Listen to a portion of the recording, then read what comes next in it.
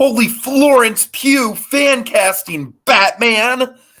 Tiki here, and I have been watching through each and every episode of Batman, the animated series, for the first time. And alas, folks, I have found myself gripped and compelled by the wonders of the Justice League. Dragon, tell them why we're here! Well, you see, folks, long ago I made a vow to educate Tiki in the ways of Batman the Animated Series, serving as his spirit guide to Gotham in a way. But now Batman has become part of a bigger universe, and the mission goes on as we enter the greater DCAU.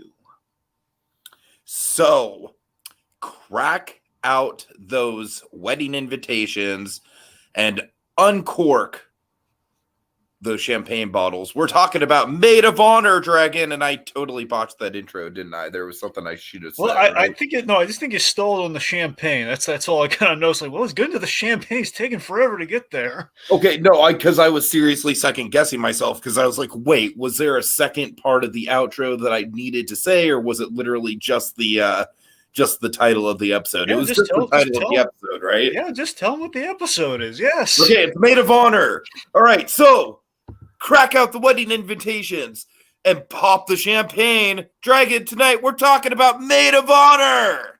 Yeah. All right, there we go. Take two. All right. Okay, Hey there, Tom Beast. Happy to see you. Oh, yes. Are we talking about wild cards, Dragon? That should be after the next episode. Okay. Well, actually, I'm sorry. Actually, there's you and I need to discuss. There's this one episode I'm leaning towards us probably covering. So it might be 2 episodes of Wait, a Top Beast. But again, we're going to be covering some really good. We have business we need to discuss. Ooh. Yeah. Okay. There's anyways. Trust me, I think you're really going to. Top Beast, you're going to love the next one we're going to talk about, though. But yes, we are getting the wild cards, which is a very. It's a biggie. Too. Wild cards is a really fun one, so we'll get there. You literally just hyped up the next episode as being a biggie. No. So I'm just saying. Let me put this way: it's a biggie for Joshua Thomas if he were watching. Oh, okay. That's the one that Tom Beast is talking about. Is the one Joshua Thomas would love. Gotcha. Okay. So, Dragon, I'm just gonna give you my thoughts on the Vandal Savage arc as a whole. All right. So, remind me what the name of the season 1 finale was. Okay, so the end of Justice League season 1, again, Justice League starts with a 3-parter episode, so it also ended with a 3-part episode, which was the big Vandal Savage event called A Savage Time, which is Time. All right. Which is Vandal Savage's introduction in World War II. Dragon, I loved that story arc. I really did. I dug it. It was maybe some of the best Justice League stuff that I've seen so far. I really liked that every member of the Justice League had something big to contribute. I got to admit, I was geeking out over Superman. I love the Green Lantern stuff. Martian Manhunter, I think, continues to be like a strong kind of fixture of this show. I told you, he's the soul of the Carl Lumley. Oh, yeah, the soul of the show, for man. Sure. And then, of course, we get kind of like an abbreviated Steve Trevor arc, which was really fun to see. So there's a lot of moving parts. I love the, it kind of had that Back to the Future vibe of like, okay, we saw the terrible future. Now we have to go back to the past to prevent it and then go back to the future. And I really dug all that. Dragon, we gotta talk about the 2 big Batman scenes, bro. Oh god, yeah, I melt for the so 2 big scenes, and I love how Superman factors into both of them. So basically, Batman. This is very kind of Red Sun-esque, which is really interesting. Where Batman in this alternate reality, Vandal Savage's stormtroopers in kind of this now kind of neo-Nazi run future, killed his parents and basically turned him into a gun-toting resistance fighter. I love this idea. This idea is freaking genius. The fact that he doesn't have any eyes just creeps me out. Oh, there's a lot of cool stuff with Batman's eyes this episode, Dragon. This isn't the only cool thing they do with Batman's eyes. Yeah, I love, by the way, my favorite detail on A Savage Time upon a rewatch, I love that we brought back for a mere moment, Tiki, because you'll never see it again. Like in this, they brought back the original animated series Batmobile, but it's all gun-toted out for Totally. But anyway, seriously, the fact that Superman kind of loses Batman there, where Batman kind of disappears. Yes, absolutely. Superman believes he's lost his friend, and they do kind of a mini flashpoint essentially. And then by the end of things, Superman he hugs his buddies. Like, oh, Batman! Okay, that hug is one of the most freaking endearing things I've ever seen in this animated canon so far, Dragon. That's the thing, Tiki. Got me. Between this and Twilight, I'm very inclined to cover this additional episode we're probably going to have. Okay. So, but yes, that moment was just delightful. But again, the big reason there is a trilogy of Vandal Savage episodes in the Justice League animated series. So you saw part 1, and this episode marks part 2, and part 3 again with this episode. I'm kind of leaning towards us covering would be part 3 of that. Okay. Oh, I'm totally down to cover part 3. Let's do it. So that's the thing. I mean, between the Vandal Savage, no discussion has to be had, Dragon. I'm really liking this Vandal Savage character. Yeah. What's interesting about him is that he kind of almost seems like, I don't say this in a negative way. I say it just more in terms of like his tier ranking as far as Batman villains go. He's kind of like the Diet Coke Ra's al Ghul. You know what the weird thing is, though? Here's the thing with Vandal Savage. So Vandal Savage is older and technically more powerful than Ra's al Ghul. But Ra's al Ghul absolutely is. Vandal Savage was essentially a caveman. Yeah, that's the thing. Even though that is the case, Ra's al Ghul still outclasses him in my. Is that how he got his last name of Savage? By the way. Yeah, he's a caveman. Yeah.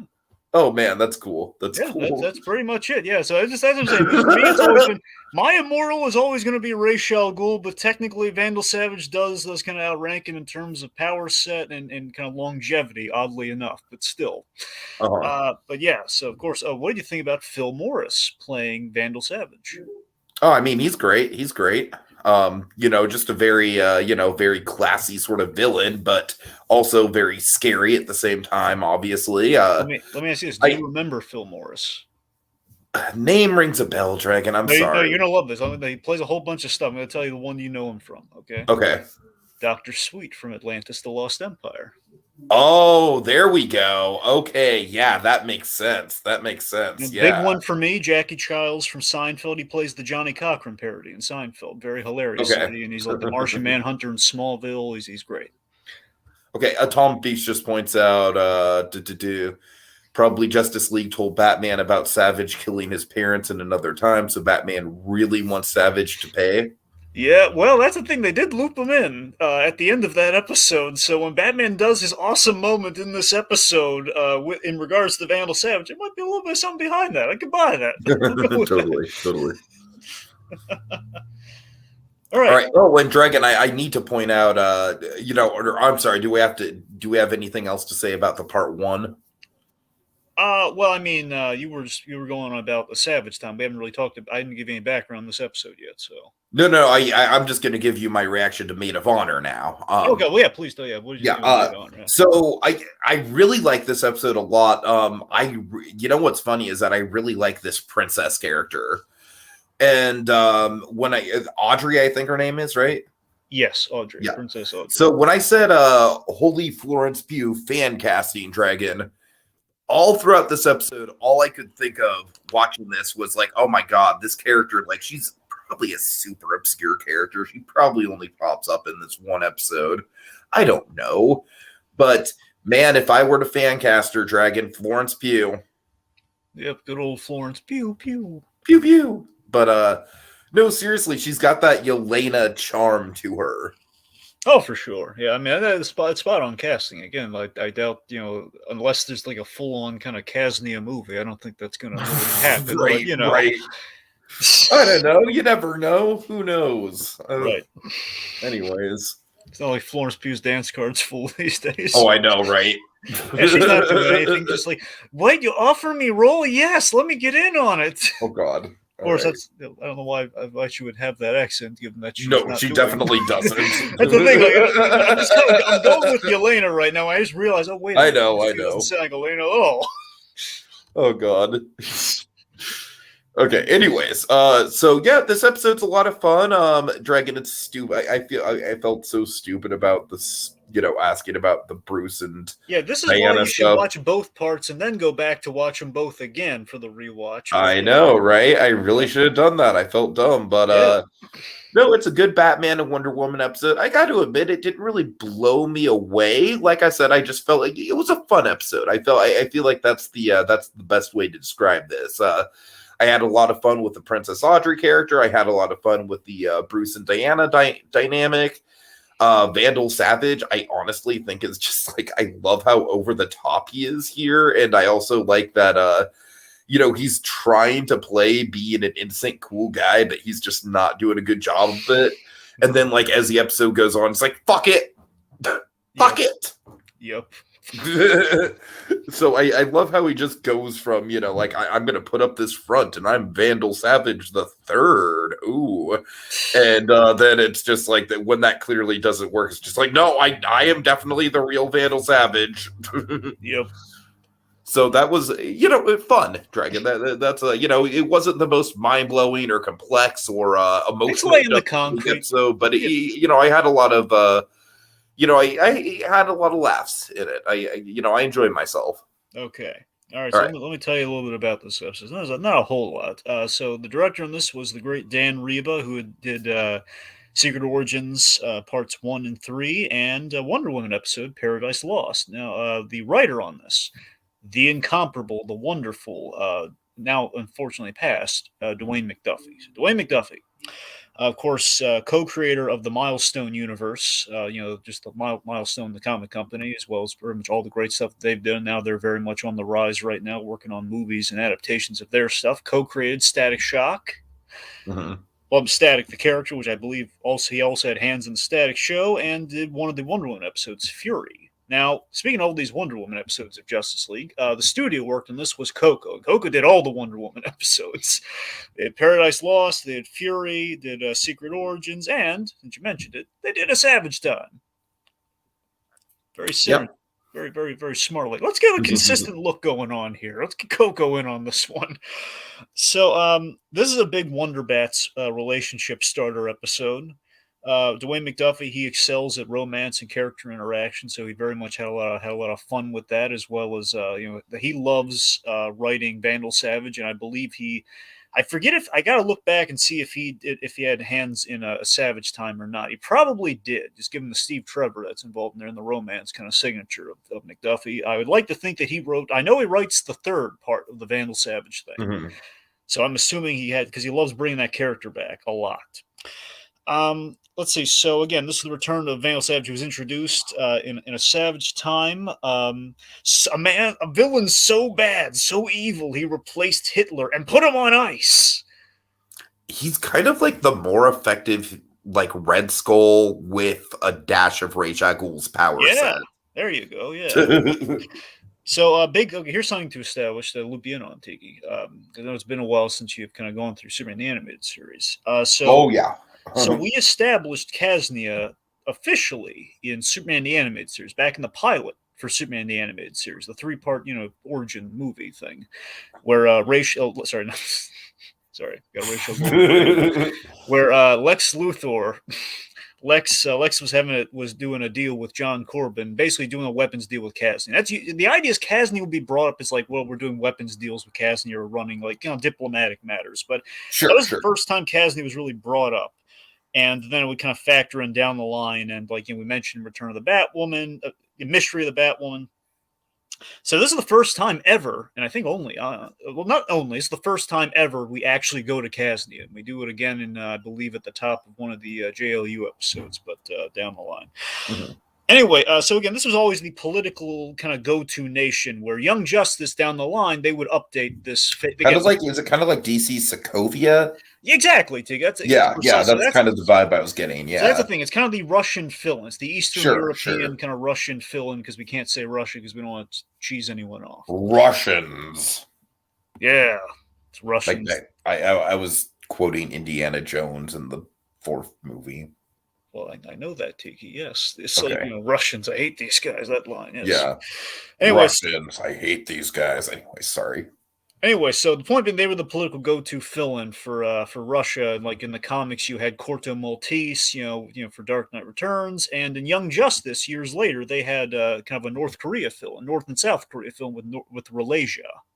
So so that's kind of how that went over time. All right. So all that said, let's just dive right into it.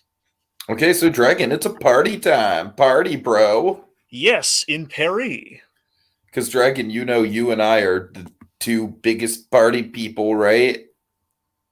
Yes. God, I can't say that with a straight face whatsoever. So Wonder Woman's in Paris attending. Yeah, I like the globetrotting element of this episode, by the way, with the Paris stuff. And then we go to we go to the other country. It's it's fun. Yeah, Wonder Woman, by the way, drawn to Paris often. I'm just kind of noticing a pattern. She is, yeah. Well, who wouldn't be drawn to Paris, Dragon, to be fair? Fair point. So she's at this, I assume, like an aeronautics gala, which is a foreshadow for the satellite stuff we're doing later. It's purely just like a little foreshadow, like, oh, space stuff, more space stuff. Right. So anyway, so Wonder Woman just shows up just out of the blue. Media and guests are swarming her, asking her questions. And then we have, oh boy, there's a big moment, Tiki, in the DCAU for a while here. Is this the first time that Bruce Wayne approaches Diana? Yes. Okay, yeah, that was big. That was big for sure. So she is saved. And throughout the episode, I was kind of like, wait a minute, does she not know that that's his voice? Come on now. So she is saved, not by Batman, but by Bruce Wayne. And Tiki, here's why this is special. Additionally, just for the fact that, this is Bruce Wayne's first appearance in Justice League. But Kevin Conroy, we went over this way back when they made the shift to the new Batman Adventures, the note came down of like, we want you to kind of dial back himbo, kind of bon vivant Bruce Wayne. I want you to play just more straight. Right, yeah. And Conroy always loved differentiating the voices like he did in the original animated series. So for years, not able to do it, but Tiki, for this brief reappearance of Bruce Wayne, they let him go full bon vivant again. And correct me if I'm wrong, but Bruce Wayne like rarely shows up in Justice League at all, right? He only shows up twice. That's what I thought. Yeah. This and Starcross, the only. Oh wait, well, in Justice League Unlimited, he shows up a third time. So all right, there we go. Yeah. There we go. But still, it's very, very rare. Exactly. So. And this is the concrete being poured for the Wonder Bats thing. Again, there have been like little fleeting moments building up to this. It was like the full on, okay, these two are definitely we're kind of McDuffie's working some charm here. We're putting these two crazy kids together. We're doing it. So it's such a darn charming scene, man. Just where, and again, it's ambiguous immediately if she knows or not yet. Right. I think she's figuring it out as the dance goes on, but it's like obviously by the end she'll probably know. Well, I mean, like I said, it's the big thing for me was like, okay, like how does she not realize that Batman and Bruce Wayne just both happen to conveniently be in Paris at the same time? I think that's absolutely when she figured it out. Right. But right. I like to think maybe there was like a spark of she kind of could feel it that it was him. I like to think that with the voice perhaps and just the charm. So I mean, Dragon, you can't deny Kevin Conroy's voice. You just can't. That's what I'm saying. I mean, he and Susan Eisenberg did have really. No one ever talks about the chemistry that they had, though. They really had like a good understated chemistry. Anyway, so it's really nice because Wonder Woman, who in the animated series, she does not have a dual identity thing at all. They never gave her like the fake, right? The whole thing. They never did any of that here. So it's the fact that she makes her like a great pairing with Batman, who does have to balance the personalities there. Anyway, so just a great opposite of Batman in that regard. And again, it's kind of what what they kind of bring to each other. Anyway, so Bruce Wayne's chit-chatting her up here saying, so what brings you to the City of Lights? I mean, she says to him, what brings you to the City of Lights? Oh, I never miss a good party. And he's on business while he's in town, which is a little coded conversation. Honestly, a little BVS precursor to the Batman Wonder Woman dancing scene in that. Mm-hmm. So, again, Batman's on a case in Paris, which we're going to see momentarily. So that's why he's actually there. Anyway, so while that's going on, we introduce Princess Audrey, played by Florence Pugh. No, not played by Florence. Princess Audrey of Casnian. So she's the heir to the. Again, she's the heir to the throne, essentially. Again, kind of our fill-in for Russia and/or Corto Maltese. She's fun-loving. She gooses a fan with a photo op because she's playful like that. She's trying to get some cake, but Tiki, before she gets that cake, abduction, kidnapping. It's awful. Okay, so really quick, a couple things. I want to point out some comments here. Tom B says, people wonder why Diana isn't in the photos in Batman Beyond. My headcanon is Bruce Bruce loves Diana so much that it would be painful to be reminded. That's a good read on Atomic Beast. That's a good read. And then also we have that guy here. That guy says Bruce maybe has a, or I'm sorry, Bruce Wayne has a good design because he looks like Clark Kane if he was filthy rich. I think he means Clark Kent. I think he means Clark Kent. Yeah. Yeah. But you're right. Yeah, that is kind of like a vibe. Yeah. Also, Dragon, I love the I love Audrey. The thing that I really liked about the photograph thing was, I'm assuming that a good photo of her with the guy in it automatically like devalues that photo, much in the same way that like if you have a personalized autograph that has like, oh, dear Mr. Photographer, it's your best friend Audrey, like that would also devalue the autograph. You know what I mean? Well, sure. That's it. That's so I like how her slightly like sliding into that photograph, like, is her way of like, screw you, paparazzi. You're not going to make money off my image. Right. Anyway. Well, sure. Well, again, also, it's I think more of a collector thing, but yes. Yeah. Anyway, so let's see. So, anyways, the point being, these kind of terrorists at a tea party going on here. We have some, basically, what we're going to learn later are kind of like rogue Casnians are trying to abscond with her. Which, of course, we have this great bit where this is a cute bit. Both Batman and Wonder Woman excuse themselves. Excuse me. So Wonder Woman saves the princess, and Bruce Wayne, for a change, gets us to sit back and eat the hors d'oeuvres. Right. Which is great. So she flies up to the terrorists on their helicopter and persuades them to give up, which is cool. So very humble Diana here, making a friend, which is nice. And that's the whole thing, where Diana, she's, again, without the dual identity thing, she's always perpetually a celebrity. This is kind of like what Superman never gets to do, because he chose to have the dual identity thing, where, she does not get to. So throughout this episode, Dragon, and I'm sure that Audrey is just a very freaking obscure character. Well, I keep saying that. Well, I'm sorry, you're right. I'm saying she's original to the animated series. She's not from the comics or anything, in case you're curious. But go on. But I'm just saying, like apart from the Florence Pugh thing, I was also thinking, and I know that Cheetah is a popular Wonder Woman villain and all that. I get it. But I have major problems with the way that character was handled, first of all. And second of all, I just really like the idea of Wonder Woman having a friend who's like, just as much royalty as she is and just as much of a free spirit as she is. I don't know. That really vibed with me, Dragon. I really enjoyed that element of this episode. And that's what I'm getting at. It's just the fact that the whole point of like all these Wonder Woman episodes to me had seemed to be the thread being Wonder Woman is trying to basically kind of have the life of a dual identity without having to pretend to be something she's not, because she's a beacon of truth. Like, it's like, I am who I am. I want to see what life is outside of Themyscira. I just want to be, right, exactly. I don't want to have to hide who I am. I just want to, of course, there's going to be a celebrity factor, which is kind of fun to see her play with. And these are the things we need to bring into live action. But this is great, and the fact that exactly, she could be friends with a princess who would have like the celebrity thing going on too. Only she's famous for saving people. You know what I'm saying? Like, I just feel like that dynamic works a lot better for, like a movie than the Cheetah. Granted, I don't know the first damn thing about comic book Cheetah. All right, I really don't. But I'm just saying, the way that Kristen Wiig portrayed it, it was always just like, like she was like the movie itself was saying like, oh, this is someone who's like basically under Diana, and Diana is basically like pitying to spend time with her. And whereas with the princess thing, I just feel like it's just, I don't know, it's just kind of like a nice role reversal from that. Sure.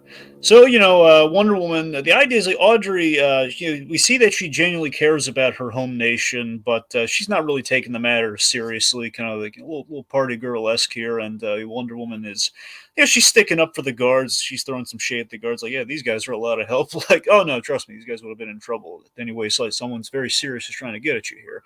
So we cut to her father. He's calling her on the phone. King Gustav from Casnian. Who I like to call the Russian Jim Gordon. Really? Just because of the mustache, Dragon, really. Just because of the mustache, honestly. Let me ask you this. The design is similar, Dragon. The design looks vaguely similar. It's only like 2 scenes. You're going to get a kick out of this. Do you know who voiced King Gustav? Oh, God. Is it the same guy who voiced Gordon? No, Tiki. It's not the same guy. It's not Bob Hastings. No. Alfred Molina. Oh, it's Alfred Molina! Yeah, Wow! It's our boy! Freaking small role, dude. Yeah, well, yeah, Molina's done voice work for a bunch of DC stuff over the years. So, of course, again, he's very big in the voice work. So, Molina! Anyway, so Molina here is playing King Gustav. He's he wants to protect his daughter here. He's really worried about, like, essentially an attempt on her life, or at least an attempted kidnapping. Assures her father, like, hey, I got Wonder Woman with me. How much more secure could I be? So I like that is a solid argument with the king. It's like, well, I can't argue with that. Yeah, of course, like Wonder Woman can try to strike up a friendship here. Like, yeah, sure, I'll hang out with her. Mm-hmm. So again, we have an impromptu bachelorette party with Wonder Woman before her arranged marriage going on tonight in Paris. So and I know we're not supposed to be talking about this stuff beat by beat until we get to the Batman stuff, but Dragon, all of this stuff is freaking delightful, man. I really love all this stuff. Absolutely. I mean, just I love Diana like flying the princess away from the paparazzi, like very practically. Yeah, it's a lot of fun. Horse, like of course. Audrey teaching her how to ditch her guards, going through all the multiple That's what I'm saying, right? These two characters like just bounce off of each other so damn well in this episode. Yeah. In part 1 in particular. Atomic Beast says Audrey might be based on Etta Candy, Wonder Woman's best friend from the comics. I don't believe so. I'm pretty sure that's a no, Atomic Beast, because at this point in time, Etta Candy was still, if I recall, it was still doing kind of the old school kind of hefty model on her. So I don't think that was. I'm pretty sure that's a no. Otherwise, they would. But then again, Wonder Woman, they just never were able to give her that animated series where we would have been able to give her characters like a Steve Trevor or an Etta Candy, or perhaps just actually have Cheetah as be her main antagonist. So, it's unclear, but I don't think so. I think we're just giving Wonder Woman a friend who's a princess. A big difference between Etta Candy, but Anyway. Let's see. Okay, so yes. Oh boy, this is gonna be fun. We're in the Batman scene now. So we're at the Batman scene. Yeah. So this is a great scene. So it is. We're in Star Lab. Basically, like a quintessential Batman raiding the villain's hideout scene. Yes. So we're in Star Labs Europe because they branch out Star Labs. Ooh, the Europe off-brand. Ooh. Yes. So we're in Star Labs Europe. Batman, he interrupts a heist with 3 well-armed robbers. Sorry, with my gadget fetish, Tiki, I love wrist-mounted weaponry so much. It's one of my favorites. So I just love any sort of wrist-mounted weaponry like this. And these guys are using. And also, again, it's a little nod to weaponry that Vandal Savage had in A Savage Time. Sure. Anyway, so it's awesome. Wrist-mounted weaponry is awesome. Anyway, so Batman throws down some tear gas. We have this great bit here as they're firing. They cause an explosion. A little catwalk gives out. Batman saves one of the thieves from the collapsing catwalk, which is nice. The 2 thieves escape. But the one remains. Batman cuffs him and interrogates the straggler here. And basically in Casnian, we learn later, the guy is saying, you can't understand a word I'm saying. Even if you could, I wouldn't say anything. And this is like one of the most goddamn intimidating and threatening Batman moments we've ever gotten in this continuity track, and I love it. And they play the original animated series Batman theme too. They used it very selectively in Justice League, so they played it. And Batman speaking Casnian, I can, and you will. And we have the Shattered League animated series blue highlights and everything as it's reflected in the guy's goggles. Like, yes! Yeah, that's perfect. That's perfect. Nothing beats the DCAU's Batman interrogations. Okay. So, Colonel Vox, who seems to be, again, he's kind of our red herring of the episode, at least until we reveal the real guy. So, Colonel Vox, creepy guy with the voice box. And I really like how creepy this guy is, Dragon. Colonel Vox is... He's a really good kind of like second in command baddie. Yeah, Vox is kind of a refurbished character from the comics, where I think there's like a guy called Vox or literally voice box or something like that, and they kind of made him, they made him practical. Okay, so he's basically a turncoat from Casnian. Dare I say it's Nolanized? Yes. So, Batman's been on Vox's trail with what he's been doing, tracking these robberies, probably majority of which are from Star Labs, I'd imagine. Basically, they're concerned that he knows the plan. General with the voice box superpowers. Again, just with Vox, it's going to get really cool later. Mm-hmm. So, he's confident at this point that given the last component that they have, which is like a circuit board or something, it's basically going to be like however they can control the thing in space. He's overconfident the Justice League will not be able to stop him now. Bum bum bum. All right, so after a lot of shopping, Audrey telling Wonder Woman about the Casnian space station, which is going to be important later, kids. I love how that gets built up, because at first it's just kind of like, it seems like just, like an act of goodwill for Casnia, where it's like, oh, we're going to get us into the space race. Yeah, but then there's just a whole heap of implications, not just from the Casnians themselves, but then also from the bad guy side of things. I love how the space station, dare I say, Dragon, almost kind of becomes like a mini Death Star in this episode. I mean, pretty much, yeah. It's the idea that, there's a lot of unrest in Casnia, and this is good for diplomatic relations, but the people are kind of turning against the king. It's a sensitive kind of subject. So, and then her fiance, her fiance is running the whole operation. So we're gonna, that little mustache twirly for later. I want to note that in both of the Vandal Savage stories so far, this reveals him a lot earlier, but both of them kind of they do a really good build up. Yes, I love that. If you're thinking like, who the heck is her fiance? You're thinking, is it going to be someone or just some random kind of royal guy? The fiance is the Flash. What?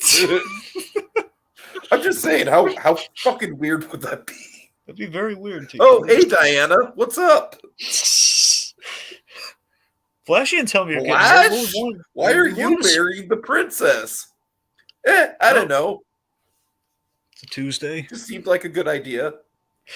All right, so we ditched the guards. Little mystery of the Batwoman-esque, by the way. Like, hey, let's kind of ditch our guards. So kind of fun kind of stuff like that. Okay, we enter a rave club, which, by the way, I'm convinced. Oh God, is a retroactive thing we're doing. I think this is like the retroactive origin of the Batman Beyond raves. So here's the thing. So obviously, in terms of when this all comes out, you have World's Finest and then Batman Beyond, in which you have the rave thing being said. They liked it in World's Finest, so they made a fixture of Batman Beyond in the future.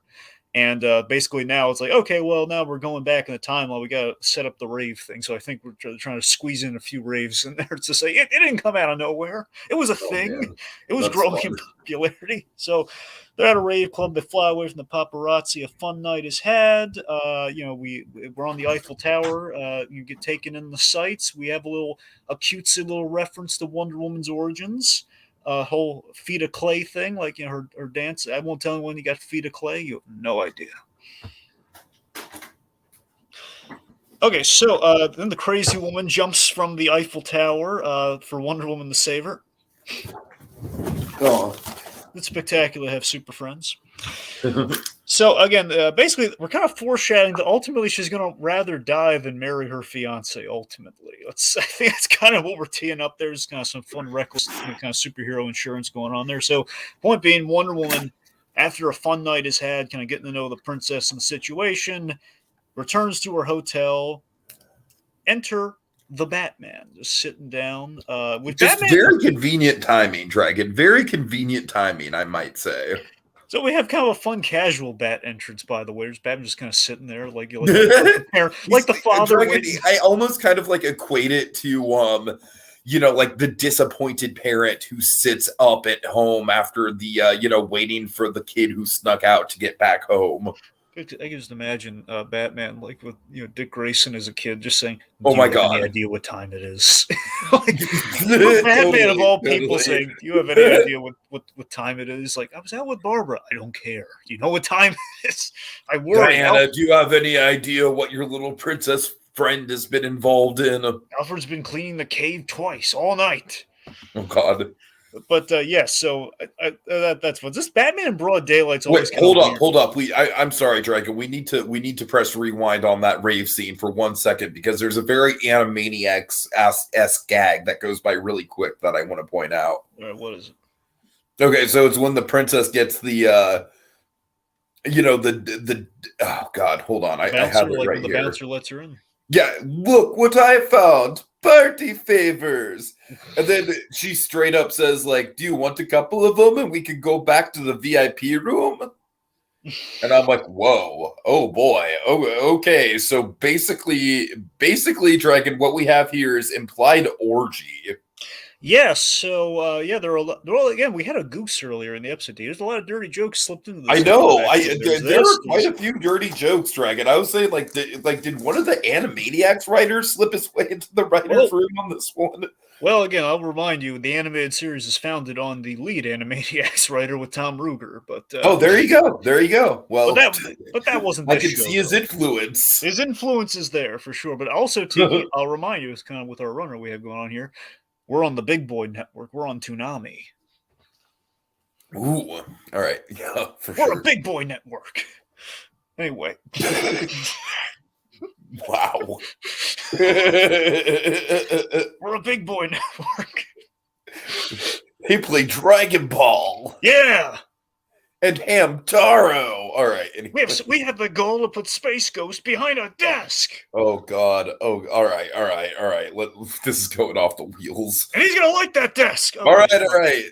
God. Anyway, so my point is Batman in broad daylight, always kind of an odd thing. So, you're keeping late hours. You should talk.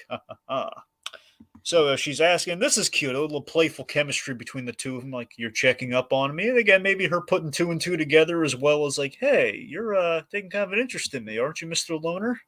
Mm-hmm. So Batman warns that some of these, this is a fun line where it's kind of like Batman speaking from experience warns that some of these, highfalutin rich types, they don't always they aren't always what they appear to be, which is very ironic. Oh, you think Mr. Bruce Wayne running around in a cape and cowl? Yeah, that's a good assessment. Dancing with Amazons, you playboy, you. All right, so Batman again. So in addition to that warning, he loops Wonder Woman in on the burglaries in Casnia, and basically the reveal that he's now gotten from his interrogation that those guys were Casnian special forces, which implies that there's essentially a coup going on. Essentially, you should. Audrey may or may not be involved, so you might want to talk to her about it. So I really like this idea that there's almost like a, kind of like a brewing civil war going on in the background over the space station. I love how much political intrigue is here. Well, it's kind of cool, too. I don't think we're going to talk about this one because Batman's not. I don't even think he's in the episode at all down the line. But they do. There is a resolution to the whole Casnian Civil War thing, and like Unlimited. So like, there's like peace treaties and stuff. Yeah, they come back. I got to admit, Dragon, if next time I have like some serious free time on my hands and nothing to watch, I'm definitely considering just going back and just padding out my Justice League watch for all the stuff that we have not covered. It's worth it. There's I'm sure it is. I'm very much like the thing is I'm enjoying literally all of these characters in their own right. So I mean, I don't like that Eclipso episode, but everything else pretty good. Seriously, I got a vendetta against Eclipso. He's a very disappointing villain to me. I don't like it. Anyway, and I love Stargirl, but I don't like season 2 for that reason. Just for that reason. God. Anyway. Okay, so she asked Audrey. She's getting ready for like kind of the pre-wedding. What's the pre-wedding dinner called? The rehearsal dinner, I guess. I think. Yeah. So she's asking Audrey, and Wonder Woman again. She trusts Audrey and she believes her until she meets her fiance. Now, Tiki, who is Audrey's fiance? It's the Flash. No, I'm just no. I'm just that ain't Rosenbaum. That guy says, "Flash, why are you marrying the princess?" I don't know. I was bored. Seemed like a fun thing to do. Man, all right, no, seriously, it's Vandal Savage. Yes, the Vandal Savage. Vandal Savage. Now, here's what I like about this scene. I kind of noticed it on the rewatch. kind of parallels Batman Begins with kind of the ancestor kind of A cover little here. bit, yeah. It's, again, I like that with the Wonder Bats thing. It's kind of bleeding over into things here. She's kind of in a like is Ra's al Ghul immortal kind of scene, that sort of thing here. We're like, oh no, that was my grandfather. So, and again, the only man older and as dangerous as Ra's al Ghul. Just saying. Mm-hmm. So, and also, yeah, remember, Wonder Woman meets Steve Trevor because of Vandal Savage. From Vandal Savage, yeah. Indeed. This is a personal thing for her, meeting that guy. So, Wonder Woman. So let's see. So she's not giving him an inch here. Like she's very okay. This guy is up to no good, whether he is the guy or not. Something's not right. I mean, I feel like this dude just has one of like the most fakey fake alibis of like, oh no, I'm Vandal Savage the Third. Yeah, I like the idea that Wonder Woman, again, beacon of truth and all that sort of stuff. She would be kind of like she would be good sniffing out the truth of people as she does probably. I mean, maybe because it's literally the exact same guy. I'm not saying this is the best example of it being subtle, but still, I like that idea that we're kind of getting in here very obviously. But still, the idea, yeah, she'll through that truth, like redemptive plight for my grandfather, my foot. Like, come on, right, yeah. Like how insistent Vandal Savage just has a way of just making very, very, very suspicious sounding phone calls, Dragon. He is not careful in the slightest when it comes to that. Yeah, you know me, I love immortal characters, which is why I love, Ra's al Ghul as much as I do. And Vandal Savage absolutely, fits into that. The fact that Vandal Savage is gonna have to find an excuse for why he looks exactly the same, like he's my grandfather. Okay, we'll buy that. How insistent were those genes, eh? Now, what I really like about this, honestly, with pairing him with Wonder Woman outside of the Steve Trevor thing from Savage Time, is this is a fun twist on the Wonder Woman 77 show thing with Steve Trevor. Because remember, the Wonder Woman 70 show had Lyle Wagner playing Steve Trevor in the 40s, and then Steve Trevor's descendant in the 70s. It was the same actor. So It's kind of a fun twist on that, I like to think. It's like, okay, so we're kind of like, we're doing somewhat, he's using like the BS Steve Trevor excuse, but we're kind of calling him out on it here. Right. All right, so then we have the coded conversation between the two of them about, her being between the goddess and the immortal. He basically, then we have more dirty talk here. More dirty jokes here about needs. This Audrey. Is basically an Animaniacs joke, Dragon. This is a good night, everybody joke. Yeah, essentially, I believe it. Roughly, it was like Audrey. The things Audrey can do for me, you wouldn't believe, or something along those lines. Wonder Woman's just like, I don't want to hear this. I meant how she's going to get me into the royal family. Again, it's so Animaniacs, Dragon. So if it was lost on any of the kids, Colonel Vox enters like, oh yeah, he's the bad guy. We got it. Okay. Right. Just in case they forgot, a Savage Time, or they forgot, it's like, yeah, he's the guy. He's no good. All right, so let's see. So Savage, he's greased. We reveal Savage has greased the right palms, and he's basically swapped the rocket payload so he can alter the satellite into something far more destructive. Also, in terms of greasing palms and getting bad stuff done, he's paralyzed Melina. He's poisoned the king. Oh my god. And not just seriously, this is really twisted, man. Have you thought about how twisted this is? Not only, well, I mean, one of the things that I do find especially twisted about it, like, yeah, I mean, definitely with the father being paralyzed for sure. Also, it's kind of implied that Melina just has this sex worker. Well, no. Well, it was. She would look. Here's the thing. DCAU, you have Bruce Timm designs. Even if it's just like an average maid, they're gonna look kind of, No, I'm just saying explicitly. The line goes something like, if you need my services beyond cleaning or something like that. No, you're right. That's is cleaning all you require this evening. Quiet. When I need your services, and then that's when he falls over. Yeah, you're right. So I don't know, Dragon. There's some implications there, and it's not like an Animaniacs ha-ha funny thing. Yeah, no, you're right. She was definitely asking him if he wanted more. I didn't really think about. Yeah, Yeah. probably a regular thing. Yeah. Dragon. After those last two gags, I was on guard for the good night everybody of it all. But just the fact that Vandal Savage has probably put her there in the first place. That's the real twisted thing. But no, seriously though, the twisted thing to me is like, oh god, later on he will be. So again, basically they poison him so it looks like a stroke, which means the king is alive, but it's like the worst, like freshly after you have a stroke, before any rehabilitation, like you are helpless and unable to speak, but you are conscious and aware of everything that's going on. And remember, her last words were, "This is courtesies of Vandal Savage," essentially.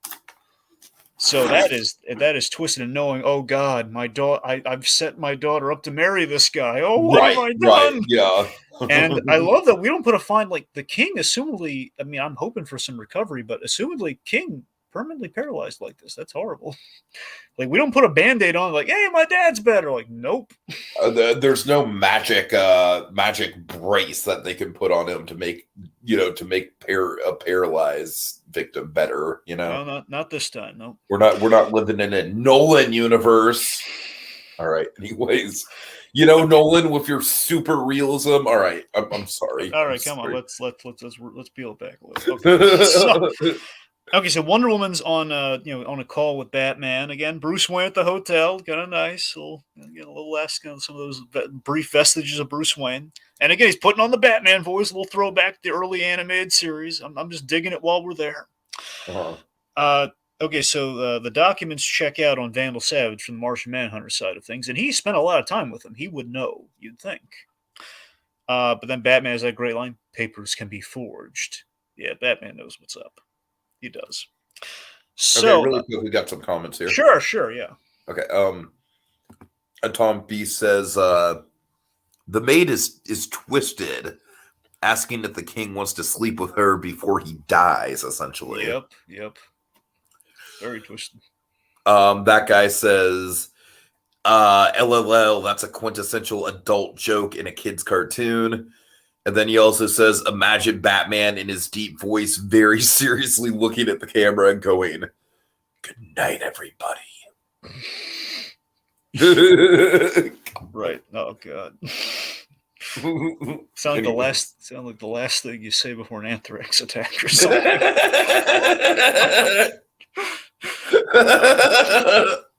All right. Okay, so the point being, Batman's on the phone here. He's saying so far it seems Savage has been trying to basically trying to circumvent the weapons embargo in Casnian. So far, that's like the least of what he's been trying to do. He sounds like if they're lucky, that's all he's trying to do. But it seems like he's planning something bigger. Batman hasn't quite figured out yet. And also, he's basically planning a Death Star. Exactly. And Batman very smartly pointing out a serious inconvenient stroke, as it's broadcast on the TV. It's a serious inconvenient stroke, Dragon. Okay.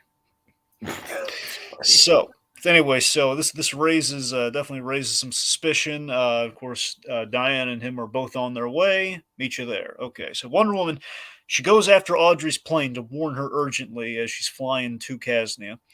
Vox has a word with Wonder Woman. Oh boy. Of course, Sonic collar reveal, a little foreshadow to the end game kind of fight, in part 2 with her. We'll pay off there.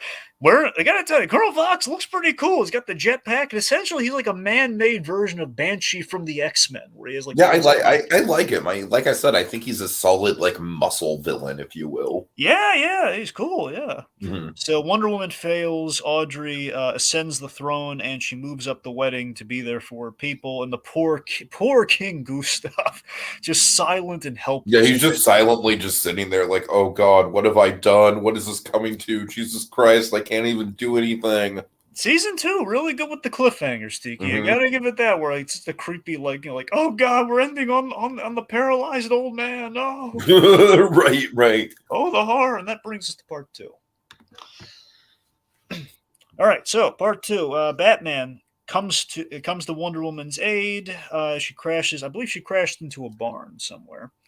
Batman tends to her, loops her in on the wedding plans being moved up, and warns her. This is a big moment here. Batman tries to warn the headstrong Wonder Woman: if you crash that wedding, you'll be breaking international law. It could be an international incident. So what I love about this opening to this episode is it's essentially Wonder Woman pulling a Mrs. Robinson. Yeah, but with style. Mrs. Robinson! Princess Audrey! Wait a minute. What? Didn't...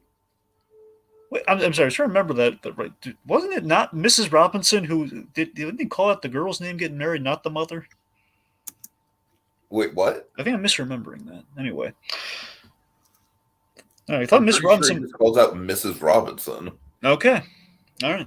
I could be wrong. It's been forever since I've seen that movie. That's the thing. I think that's... If anyone in the comments knows... Is this a Mandela effect? Does he not actually scream Mrs. Robinson? Because I could have sworn I remember him pounding on the glass and saying, Mrs. Robinson! I'm just saying, he's trying to run off with that girl, isn't he? I don't know. Yeah, why would he call her Mrs. Robinson? That'd be the mother. Anyway. I could be... Anyway, I think... Okay, anyway, just getting back on point here. So, but again, I like this kind of the counterbalance here, where again, emissary of kind of truth and very a little headstrong, little kind of impulsive. Batman very much kind of thinking his options over, but they balance each other out here. Where again, Wonder Woman's gonna like when I get my hands on Vandal Savage, that's not all I'm gonna be breaking. You coming, but this moment solidifies it, Tiki. You coming, little bat grin. You know. So yeah, she knows that Batman supports her. She knows he's coming along with me, even though he might not agree with my tactic. He's gonna back me up. So, and we have a really, really artfully done sequence, by the way. So yeah, we have Wonder Woman versus the Casnian Air Force. Importantly, not killing anyone. I want to make that very apparent. Not killing anyone.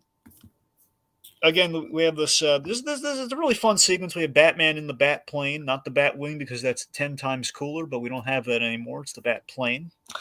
A little edit of of Batman, basically between the action and the wedding ticking clock that's going on. Mm-hmm.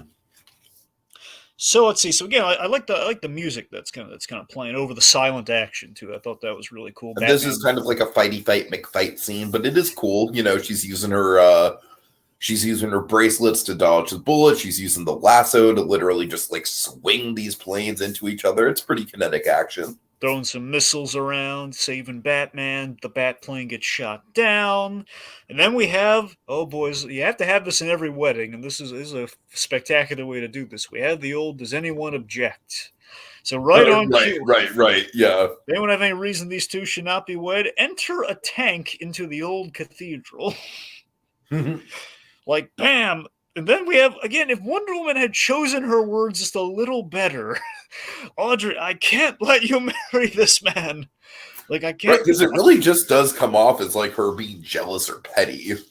It doesn't come off well. Jealous, petty, and also extremely theatrical. Again, very intensely. I'm not going to let you. I'm going to kill you before you marry this man. It feels like to an outsider, which basically gives Vandal Savage. And again, this is the wonderful thing about Vandal Savage is he's got charm. Where let me put this way, Ra's al Ghul does not exude crazy. He's pragmatic and he's trying to make the world a better place. Or Vandal Savage is a conqueror. And he just seems crazier and playful. He's a caveman. Of course he's got some sort of style.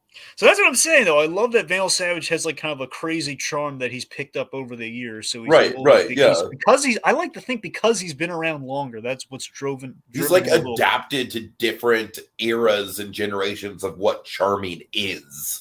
And he's lived through a lot, and he's seen a lot of crazy stuff. And just the fact that, Ra's al Ghul, 600 years, and again, Ra's al Ghul has mortality on the line. Vandal Savage can't die.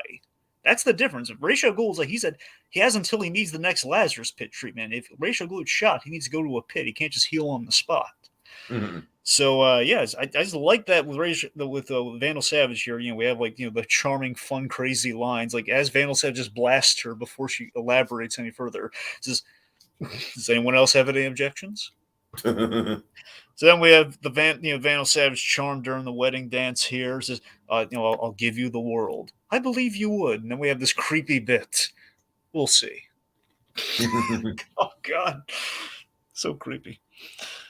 All right, so Audrey visits her gal pal in the dungeon, asking about what was the deal with the objection, man? So again, Wonder Woman a little headstrong and just gives her blunt truth instead of like propping up the pillows, just saying like, "Hey, basically Audrey's in denial about Vandal Savage is bad and not really listening to the reasons why, and the seeds have been planted." Long story short. I love how she just kind of throws shade of like, you were fun to go clubbing with, but I'm kind of done with you. Yeah, which is, I mean, that's cruel, man. Mm-hmm. All right, so then she finds out Vandal Savage is power mad. He's a power mad monster, as I think we all suspected he would probably be. Oh, you spoiled the surprise. So again, Vandal Savage, I'm saying with lines like that, far crazier than Raish. So again, like part 2, Dragon, part 2, Vandal Savage just enters do not give a fuck mode. Tiki, if you like this, you're gonna love his next appearance. Dragon, I want to point out he literally has like I don't know what you call it, but one of those stupid like golden staff type things that a king has. Scepter, it's a scepter, Tiki. Yeah, thank you. Like he's about to go on air to address the world with one of those fucking things. It's oh dear. That's what I'm saying. Like, Ra's al Ghul is a Bond villain with class, where Vandal Savage is like he's kind of like the Bond villain from like the latter films. Where like not like the Daniel Craig Bond, but it's kind of like in the middle there somewhere, like a kind of like a oh my god, I'm blanking on the name. Timothy. Huh? I'm sorry, I'm blanking on a name right now. Anyway, okay, so moving on. So we Batman's using some video surveillance, using a video surveillance camera and some little handheld monitor to get the layout of the place to break out Wonder Woman. As Batman calls for an assist, which I gotta admit, how do you feel about this? Great as the episode is, I do feel Justice League's inclusion quite mandated. I didn't mind it just because they all had individual experiences with Savage and they all kind of had beef with him, and that's the reason I didn't mind it. But I mean, yeah, you could have fleshed out the Bruce and Diana stuff a little bit more. It didn't really feel like it was really actively needed, but that's what I'm saying. Like this feels like something down the line. JLU, they don't have to worry about cramming the whole team in there every episode for the namesake because they've established there's a bunch of them, so we can actually focus on like 2 characters at a time. Where this episode feels like it could have just been the 2 characters, but I'm not like I like what we get with them though. So it's not the end of the deal. It just feels like a little bit like it's called the Justice League. You can't just have 2. You got to have more.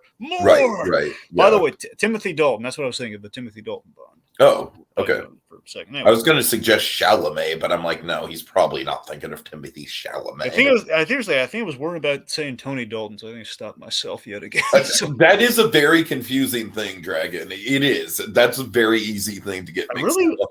I seriously want them to do a movie together at some point. Oh my god. I really want that. Anyway, yeah, so the point being we're calling Dalton. Yes. So we're calling in the cavalry, but we interrupt this with Vandal Savage doing his kind of mid-Bond, his Bond villain thing here, where he's telling the world, basically he's telling the world that he's holding them hostage. His plan is to basically okay, so basically the broadcast goes live. He's turned the space station into a rail gun. Essentially he's like a driver that basically uses a magnetic thing to throw magnetic asteroids into parts of the planet very strategically. You can like literally fire upon the planet. And we demonstrate like a Navy ship, a Navy carrier or something. Green Lantern's seen one of these in space, which is no good. That is not like it killed a moon. And honestly, Green Lantern's presence here is kind of like the big thing for me that kind of justifies the rest of the league. I think that's what I'm saying because if we're going to go into space, we do need Green Lantern. So that exactly, yeah. I'm not going to say no to Martian Manhunter. We all love the Flash, so I mean, I'm not complaining. Right, yeah. I love these characters. I'm not complaining. I'm just saying, it just feels like they could have been doing. I mean, Superman's not there, to be fair. That's what I'm saying, because every episode of the original Justice League series, with on a handful of exceptions, only a handful, do not have all members of the Justice League because it's really hard to work 7 characters into 2 episodes without needing a 3-parter. So let's see. So the plan basically is, okay, we're gonna break up. You guys take out the weapon, and Batman's on his own, breaking Diana out of her situation right now. We're gonna take it down from mission control. You guys take it out from space. So Green Lantern can't just blast this thing out of space because there are hostages on board, astronauts that were not dirty. So they're gonna need to save some people on there. And Green Lantern's taking this really seriously. He's bringing up like the big concern of like, hey, do we save the hostages or do we save the world? Right. Yeah. And of course, Flash, we'd come anyway if you were in that situation. Of course, we'd save you because again, Flash, great guy. Okay. So, by the way, the Javelin takes fire and crashes. A little fake out there. Javelin, by the way, gets destroyed in pretty much every episode. Javelin rarely is the Javelin. Same thing with the Batplane. I'm going to mention this. Batwing, never destroyed. Batplane, constantly. Always destroyed. Oh, God. I'm sorry, I love the Batwing. I hated that they changed that, but anyway, we're just going to move on. So... Vandal Savage, he tells Audrey his origins. So what do you think of the origin of Vandal Savage? Just being laid out. I mean, like I said, I think the fact that he's literally like a fucking caveman dragon, it's so cool. It's so I don't have much to add to that. It's just a genius idea. Yeah, like he absorbed the radiation of this meteor from way back when, and just I loved. Honestly, my favorite part of the Vandal Savage origin story, and this is exactly how it goes. By the way, didn't really change up anything. It's that he's a caveman who slept for warmth next to the asteroid, and that's what to the meteor, and that's what gave him his powers. He baked in radiation. I love that. He's looking for fire. Right. Caveman, it's a quest for fire, man. So Atomic Beast, by the way, says, I love how Jean and Flash react to Green Lantern story. Again, I love that Green Lantern story does tee up, oh God, this railgun thing could wipe out the planet, like could deorbit a moon. That's terrible. Like, the stakes are big. All right, so let's see. So, and of course, Vandal Savage, his whole destiny to rule thing. And again, big differential from Ra's al Ghul. He wants to conquer the world because he thinks, I was chosen by this meteor to rule the world. And at this point, Dragon Vandal Savage is in such do not give a fuck mode that he just outwardly admits that he poisoned her father. Absolutely, yeah. He's just... and we demonstrate the healing factor. She scratches his face, instantly heals. Like, oh God! And can I just say it's a pretty nasty scratch initially too. Yeah, there's a movie. I don't know if we're ever going to get to it down the line or not. It's not something we have to cover, but one of these days you might just watch it because they're all on HBO Max. Justice League Doom. And they demonstrate this even more graphically than this when they do like the scratch. Essentially, it's oh God, it's terrifying. Point being, he basically puts her in timeout after all this. After he gloats, like, yeah, I poisoned your father. I did that. So Green Lantern saves some hostages. Now go to your room and think about what you've done. Yep. I keep calling her child too, which is really creepy when you realize, he married her. That's creepy. Yep. I do not like the power dynamic of this one bit. I mean, obviously, I know it's supposed to be bad, but it's bad. To be fair, he was like 25,000 years older than her. So at some point, just kind of like, what does it matter at that point? So there's the thing about the age difference between Wonder Woman and Batman. I don't think there's some lines you don't have to worry about, but bear in mind, looking at him, older guy than this young princess, and there was definitely a wedding night. Yeah. We know that because we saw that room. He was out of his PJs. So, okay, so Green Lantern's saving people. I love that. Flash is making some funnies. They're saving hostages. Batman. Batman. He saves Wonder Woman with an exploding batarang distraction. Picks the lock. Flash. Oh, this is a big moment. I wonder what you thought about this thing. Flash being launched into space. Yeah. It was fun. His little Green Lantern's reaction, like, oh my God, he's launched himself into space. Like, I gotta save him. Which I gotta tell you, there is a kind of a growing theme. Even in Savage Time, I kind of rewatched it when you did. I love they keep building the friendship between GL and Flash because they really became besties, and you see like the kind of the care they had for each other and bits like that. Really kind of grew. I think it makes sense. They definitely complement each other quite well as far as personalities go. Absolutely, yes. So we have some great Wonder Bats teamwork going on here. It's fighty fight, but my God, it's a glorious fight. It's good fighting fight. It's good fighting fight. I just love this bit of like the teamwork where she's deflecting the bullets as he's going up high and throwing the batarangs. really, again, Wonder Woman's having a good time. They're freeing Audrey. She redeems herself by helping out. Vandal Savage is I about love to Audrey interacting with Batman, by the way. Yeah. Okay, so here's a great bit. Okay, so Vandal Savage is about to destroy Paris, which again, that's a shame. I rather enjoyed Paris. Not Paris. So Batman, he's Can't making you his just blow up Tennessee? What? I said, can't you just blow up Tennessee? What are you doing? I really didn't like Tennessee, Dragon. It was a miserable state. That bad, eh? That bad, yes. I think I might have been to Tennessee once. I hated it. I mean, Dollywood was great. Everything outside of Dollywood was a freaking butt crack of a state. Well, actually, scratch it. I absolutely have been to Tennessee. Yeah. What did you do in Tennessee? Graceland. Oh, joy. All right. Congrats. Anyways. No, it was nice. I mean, I didn't explore the parts you did, I guess, but it was nice. No, because you were clearly in Nashville. I was in Tourist Trap Hellhole. Okay. All right. Anyways. Anyway, so I'm legitimately thinking about writing a whole stand-up comedy bit about how much I hate Tennessee. Well, can you do stand-up?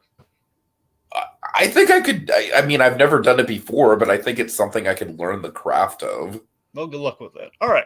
Thank you. So Batman throws the bola, which they never animated the bola like this, and I love this little touch that Coco did, where he throws the bola, it wraps around the guy, and the two metal ends at the end of the bola, bam, hits the guy in the head and knocks him out. That's awesome. Yeah. Okay, let's see. So Wonder Woman borrows Audrey's diamond earrings to take out Vox, which is really cool. We have this. The animation was really on point in the action here because I love Batman awesomely outruns the gunfire and leaps from a panel and takes out a few guys. Really fluid animation, just bang, really cool. Let's see. So again, just some fight going on. Wonder Woman taking out Vox. Wonder Woman again. She crushes the guy's sonic neck thing, sonic voice box thing. Not another word. A little cool line there. Let's see. Oh, that guy. Did you do the only 10 I see line from the meme? No, I didn't. Can you explain the meme? Well, I assume it's like kind of like I imagine it's like a Tennessee gag, or like it's like some it's a dumb pickup line thing. The only 10 I see here is you. Oh, okay. Yeah. So it's, I don't know. I guess it's something that correlates with Tennessee. No, I did not do that meme, sir. Okay. So the only 10 I see is the 10 people fucking standing around each other in a small room, not wearing goddamn masks in the middle of a pandemic. Yeah, I forgot. Your trip was fairly recent, wasn't it? Yeah. Yeah? Huh, okay. All right, so... Made me miss Florida. Well, I think we all miss Florida. Especially me. So... Okay, so let's see. So we have we legitimized the really corny line, by the way, with the whole diamonds really are a girl's best friend. I mean, I think that was an earned cheesy line. It was earned cheesiness. You're right. That's what I'm saying. Like, I think we earned that. I like that we kind of. Here's the thing. It's very easy to fall into the trap of let's give Wonder Woman the really girly cheesy lines, right? No, totally. We legitimized it. We earned those lines. Okay, so then, oh god, here's the bit of the episode, man. Oh, I love this so much. This is one of the things I was looking forward to most, outside of the dance scene from the top. Vandal Savage is about to launch the meteor. He's like, hit the button. Batman has to stop him. So Batman, again, this is probably with some of that Savage time thought in his mind. He runs up to him mid-stride, just has this great line, "You're in my way," as he, bam, hits him with a chair he picked up mid-run. Like, bam, and then flips him away using judo. I mean, not gonna lie, that is pretty violent. God, it's so cool, and it's so deserved. He killed his parents in an alternate timeline. Right. So, between the Justice League and Batman, they can't stop, and this is a foreshadow for some other stuff Batman does at the end of season 2. Batman can't stop the launch of the meteor that's about to hit Paris, but he was able to change the coordinates. Tiki, what did he change the coordinates to? Casnian. Casnian. Oh my god, I suck at names. Yes, we're basically right here. Right, so, you should have not set me up for that, dude. Well, I'm sorry. We've said Casnia a number of times. I thought you might have gotten it by now. My brain is freaking. Anyways. Your brain's bacon. So. Yeah, exactly. We know what this the is smell your brain is. on drugs, Dragon. I don't know what to tell you. Anyway, so he launches it for mission control. Basically, the Casnian castle that they're in right now. Again, Batman is wonderfully crazy. He evacuates everyone, which you see everyone's getting out of there. No one's getting left behind. We're all good. Mm-hmm. Everyone evacs. Batman covers the. I love this bit where he covers the princess and Wonder Woman covers Batman. Aww. Place blows up. The satellite blows up. Audrey, she sees the destroyed palace, as a way of like, okay, we can start anew with Casnian and everything. Basically, we're going to rebuild better than ever, which is nice. And then who emerges from beneath the rubble? Who does, Dragon? Vandal Savage. Oh boy, yeah. And I fucking love this design. It's so twisted. Yeah, like again, you gotta remember, like he is. If you notice, like you can see him healing in the animation. So he is all like jank. He's all, he's all jaggedy and everything. But I love how unhinged she looks in the face too. Yeah. I mean, he looks like completely unkempt because, man, the idea everyone else left but Vandal Savage. He was the one who left. He was still behind because he's gonna be fine. He knows he's gonna be fine. He's not gonna look pretty. So he looks like his namesake, which is really cool. He looks savage.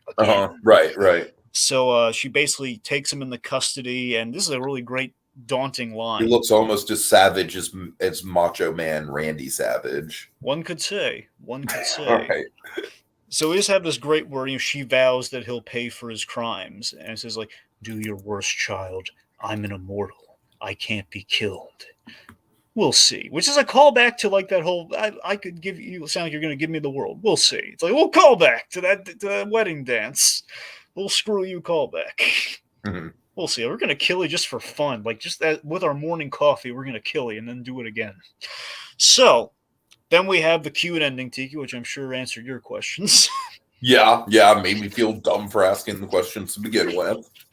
So Wonder Woman indeed suspects that Batman is Bruce Wayne. She pretty much knows we never finished our dance.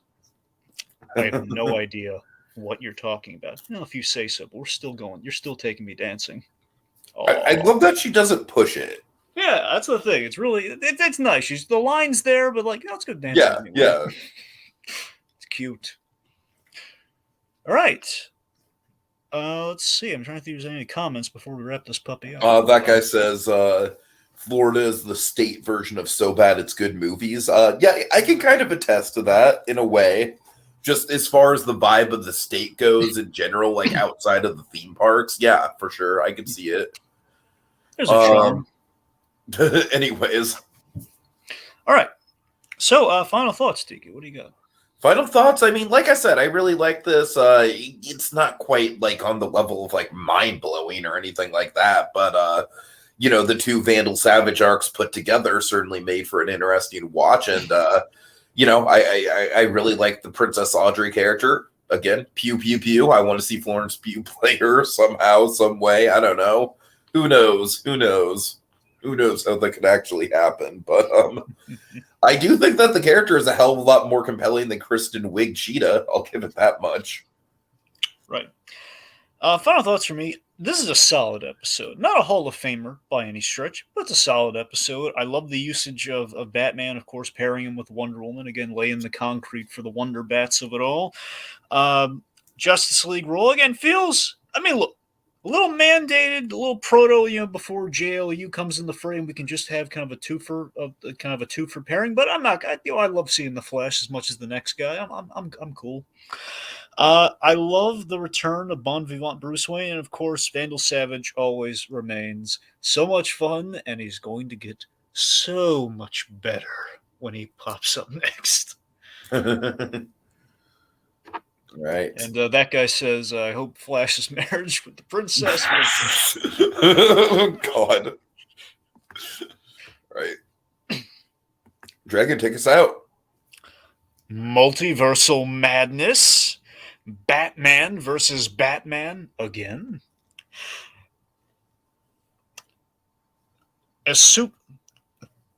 An edgy Superman that actually works? Can the Batman win an existential debate against himself? Will the ramifications ripple through JLU? Tune in next time to find out. Same animated bat time, same animated bat place. On the next visit to the animated Batcave with a better world. Can I have your autograph? You already did, darling.